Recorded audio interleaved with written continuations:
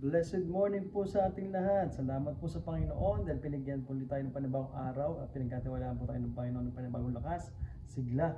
Amen. At salamat po sa Panginoon dahil tayo po binigyan muli ako ng pagkakataon para makapag-speak po muli sa salita ng buhay. Salamat po sa mga people pastors po na naka-tune in po for this morning. And salamat din po sa mga members of the church na patuloy po nakasubabay po sa ating salita ng buhay. At nawa po tayo po ipagpalain ng Diyos. Amen. Salamat po sa magandang panahon na pinagkaloob ng Diyos sa atin. Amen. And praise God for His greatness toward us. Amen. Kaya sige po, di na po tayo magpapakatagal. Tayo po ay, alam ko po, ang iba po ay ready na para pumasok. Ang iba po ay ready na para pumasok sa kanilang mga trabaho. At higit sa lahat, yung iba talagang excited na for going for soul winning Bible studies. At hindi ko na po patagalin pa po sa ang ating devotion for this morning. Let's open our Bible. May Bible po kayo. Tayo po ay magbasa ng salita ng Panginoon sa 2 Samuel chapter 22 verse 31 to 33. Dalawang verse lang po ito. Ito itong verse lang para dito po tayo magpapaikot-ikot po sa biyaya ng Panginoon. Sige po, ako po inyong samahan. Sabi po ng Bible sa 2 Samuel chapter 22 verse 31 to 33. Sabi po ng Bible, as for God, His way is perfect. The word of the Lord is tried. He is a buckler to all them that trust in Him. For who is God save the Lord? And who is rock save our God? God is my certain power, and He maketh my way perfect. Kaya tayo po manalangin at nagpasalamat po tayo sa Panginoon. Panginoon, Diyos naman na sa langit, Diyos ni Abraham, ni Isaac, ni Jacob. Maraming salamat po muli sa panibagong araw na pinagkatiwala ni Lord sa amin.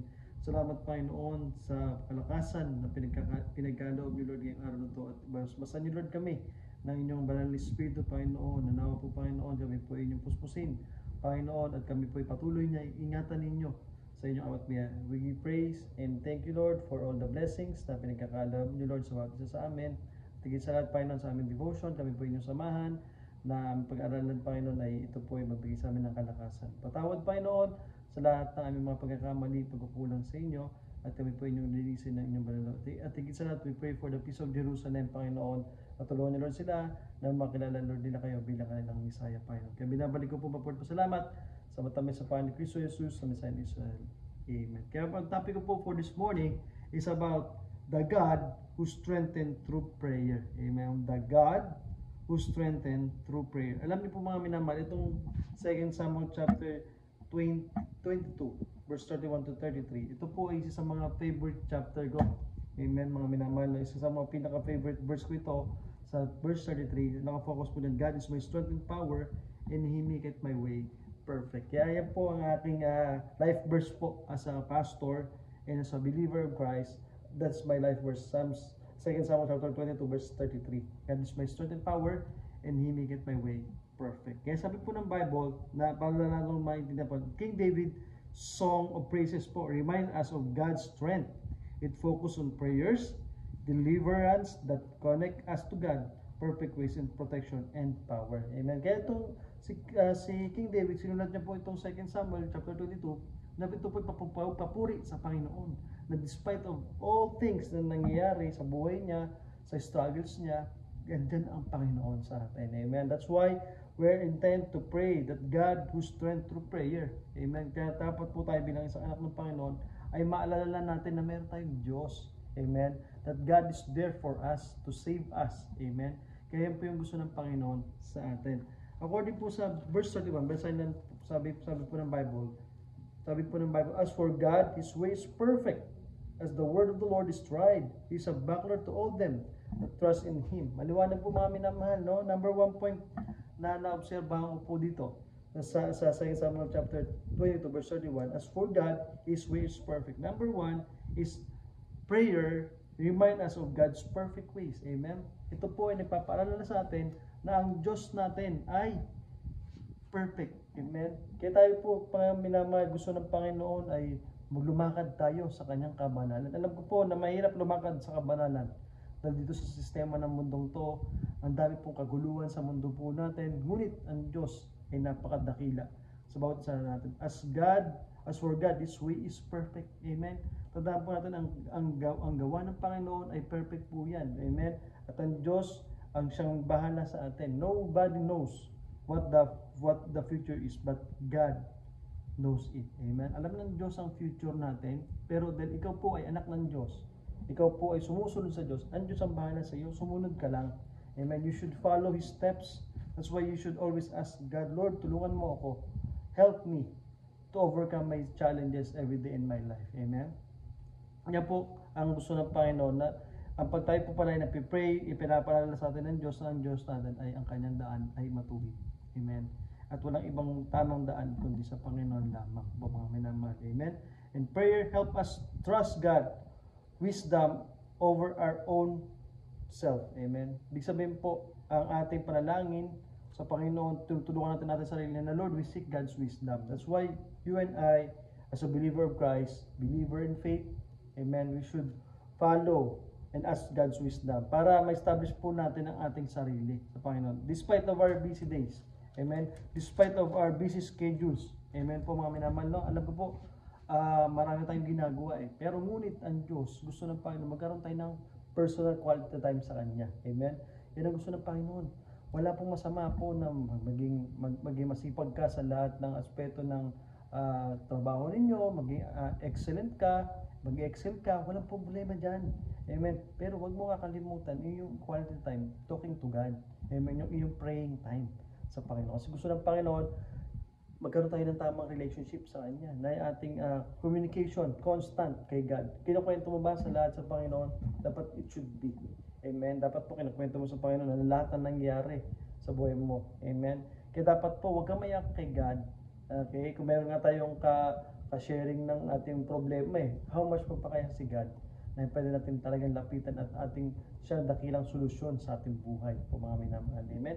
Kaya po yung sabi po ng Biblia sa atin, in prayer our focus shift from problems to God's plan. Pag tayo po pala mga minamahal ay may problema, okay, pag tayo pala ay lumuhod sa Panginoon, tanalangin, yung ating problema nakafocus po ito sa plano ng Diyos, hindi po sa plano, hindi tayo naglalatili doon sa problema na nag-indwell sa atin. Amen.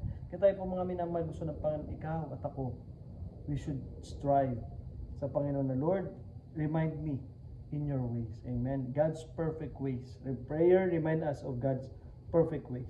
Yan po yung number 1 natin. Number 2, prayers according sa verse 31b. Okay. Sabi ng Panginoon dito, as for God, His way is perfect. The word of the Lord is tried. He is a buckler to all them that trust in Him.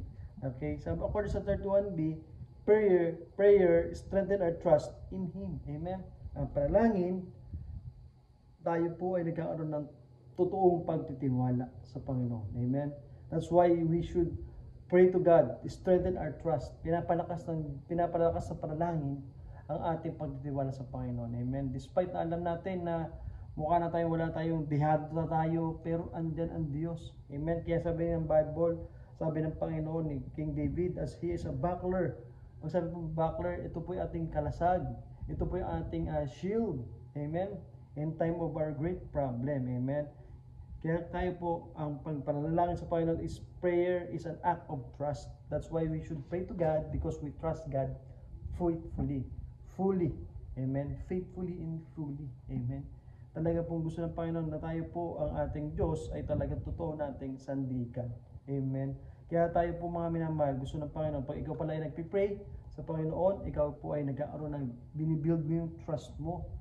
Yung iyong totoong pagtitiwala sa Panginoon. Lord, hindi ko na alam ang bukas. Hindi ko po, Lord, alam kung ano mangyayari po sa kinabukasan. Kunyari, example, para lalo natin ma-relay, no? Kunyari, ikaw po ay may malubang sakit, di ba? Pero kahit anong gawin natin, nagpa-check mo sa doktor, pero sabi ng doktor, meron ka talagang talagang nandyan na yan, wala ka nang magagawa. Pero pagkatiwala mo ang Panginoon mo sa Panginoon, pagkatiwala mo yung buhay mo sa Panginoon, no? Pagkatiwala mo ang buhay mo sa Panginoon, Diyos ang bahala. Amen. Kung hindi ka pa tapos dito sa mundong to, mga minamahal, hindi ka pa kukunin ng Panginoon. Amen. Unless you pray to God, Lord, kunin mo na ako. That's it. They will be done. Amen. But ang gusto na Panginoon, yung ating pagtitiwala mo kasi may time, nakafocus tayo sa gamot, hindi tayo nagtitiwala, pag may sakit tayo, pag may, siyempre sa doktor, di ba? Hindi nagamit naman talaga yung mga doctors para gumaling tayo, instrument. Pero hindi po dapat doon tayo magtiwala. ang gusto ng Panginoon, magtiwala tayo sa kapangyarihan ng Panginoon. Amen po mga minamahal, no? Kaya that's why God is our rock and shield in uncertain times. Tandaan po natin mga minamahal, ang Diyos natin, ang ating sandigan, ang ating bato. Amen? That's why we have sing sa ating hymnal, sa favorite hymnal sa atin, the shelter in the time of storm. Amen?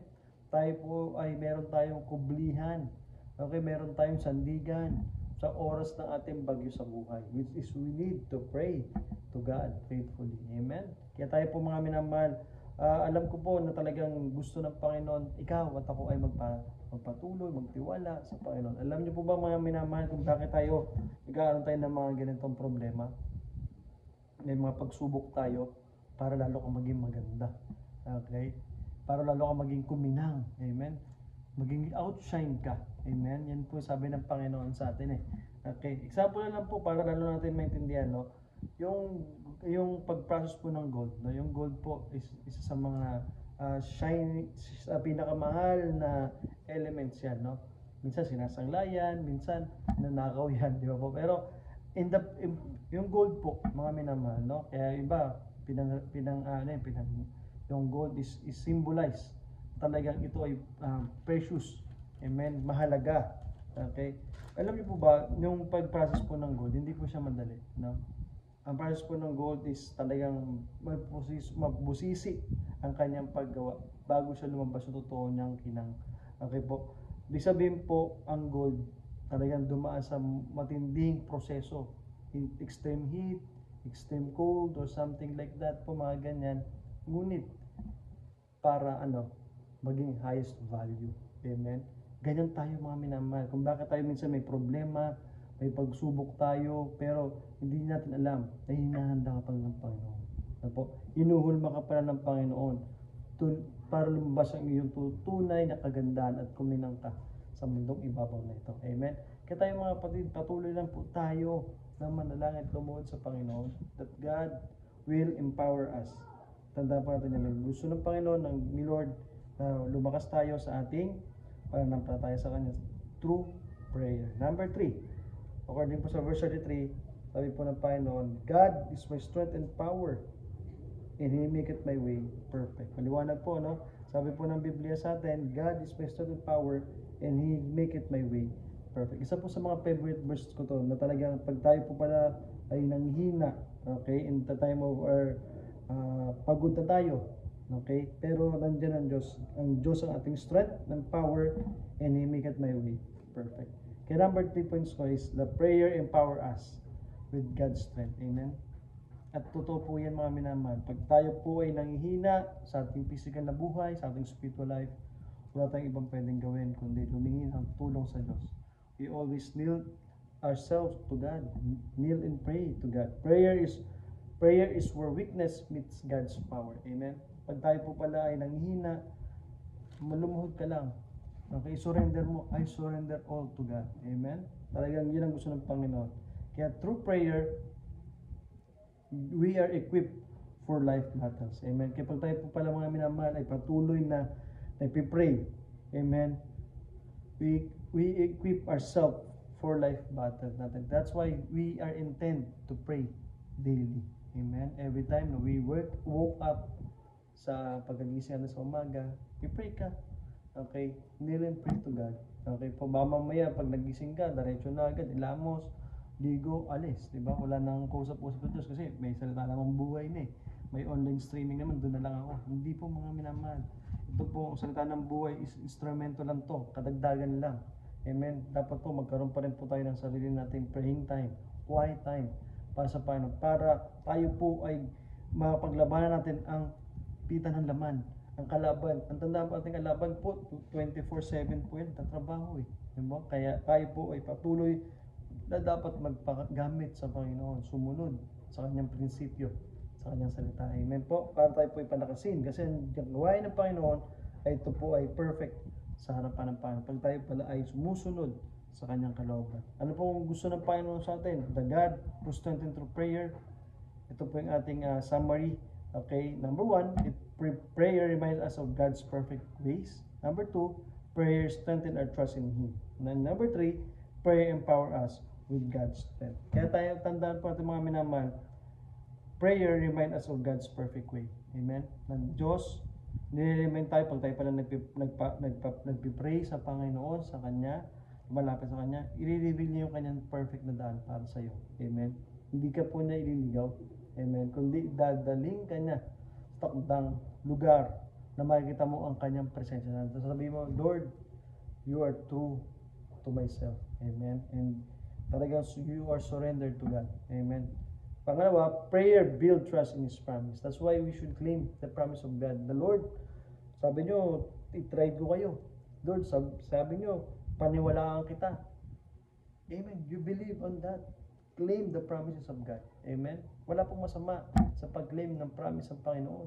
That's why we are intent to pray to God. The Lord, claim ko po ito. Pero bago mo ma-claim, dapat po maayos yung puso mo. Sumusunod ka talaga ng maayos. Ginagawa mo yung part mo bilang isang Kristiyano. Amen? Kasi hindi ka naman makapag-claim sa Panginoon kung may kulang ka.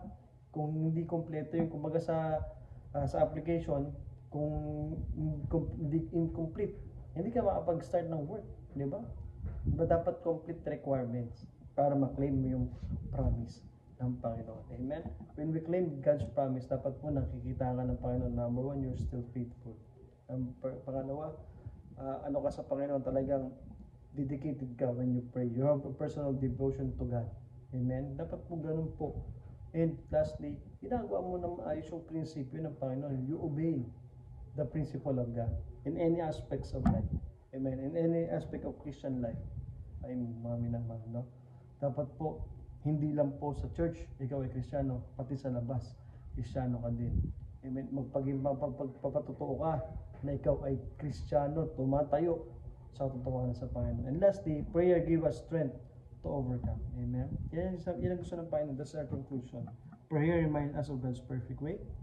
Prayer build trust in His promise. And prayer give us strength to overcome. Tandaan po natin mga minamahal, napakalakas po ng ating sandata, which is panalangin. Amen? Mapapagtagumpayan po natin ang laban ng buhay na to sa physical world and spiritual world when we pray. Bakit? Kasi kasama natin ang Panginoon. Amen? Kaya po natin laban. Kaya nga sabi ng Panginoon, kaya naisulat ni King David, God is my strength and power. That's why we should claim the promise of this one. Na Lord, tulungan mo ko, kayo aking strength, ang aking lakas, ang aking kapangyarihan. In Jesus' name. Amen? Kaya that's why we're so blessed na meron tayong Bible. We should love His Word, follow His Word, and trust His Word. Amen? Kaya naman po mga minamahal, kayo po ay na-bless. Amen? Na-remind, na-renew ang iyong pananampalataya sa Panginoon, especially sa iyong panalangin. Basic na po natin itong ginagawa. Sinasama natin ito palagi sa ating buhay. Pero ngunit gusto ng Panginoon ipaalala, okay, na ang Diyos ang ating lakas. Amen? Kaya maraming salamat po sa inyong lahat mga minamahal. Tayo po ay manalangin at tayo po ay nagpasalamat sa Panginoon. Tayo po ay manalangin. Panginoong Diyos naman sa langit, Diyos ni Abraham, ni Isaac, ni Jacob, maraming salamat po muli sa inyong mga salita namin na tunghayan ngayong bagong ito. I bless you, O Lord, na nawa po Panginoon, ito po ay tumalima sa puso ng bawat isa. Salamat Panginoon sa reminder nyo that we need to pray sa inyo to guide us to have God's perfect way. Remind us to trust ourselves towards you and especially empower us, Panginoon, sa aming buhay bilang isang anak po ninyo. Lord, we pray and thank you, Lord, for the blessing, for the message of this word.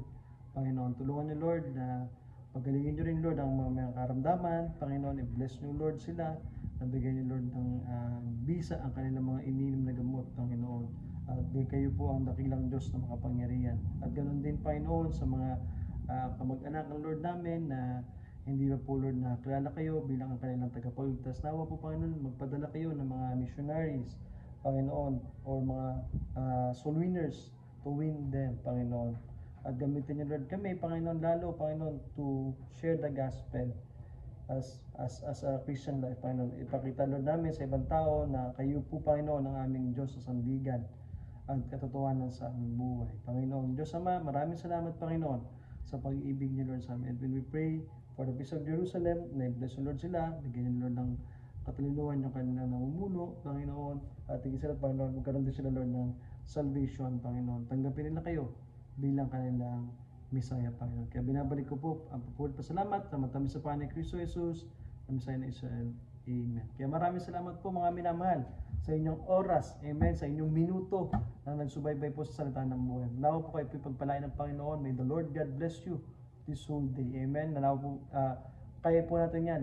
God is a strength, amen, and power, and He maketh my way perfect. Kaya nanawa po mga minamahal, the Lord God bless you po for this morning. Amen.